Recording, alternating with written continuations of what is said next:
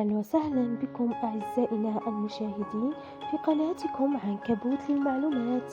ما تنسوش تخلونا جيم في الفيديو اشتراك للقناة، هكا بنوافيكم بكل ما هو جديد إن شاء الله. علقت صحيفة أبولا على هزيمة قائلة أن حلم رونالدو بتتويج بكأس العالم قد انتهى، وانتهت آمال البرتغال في الوصول إلى المربع الذهبي بعد الهزيمة بهدف أمام منتخب المغرب.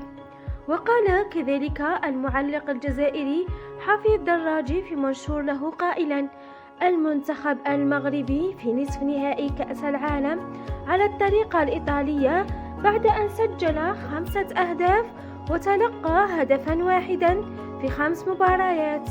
وأكد أن مباريات كأس العالم تكسب ولا تلعب، تكسب بالمهارة والإرادة والروح العالية، وبمدرب محترم متواضع يعمل أكثر مما يتكلم. ما كان وهما بالنسبة للأفارقة صار حلما تحول مع الوقت إلى الواقع وليس مجرد صدفة. ألف مبروك للمنتخب المغربي وجماهيره.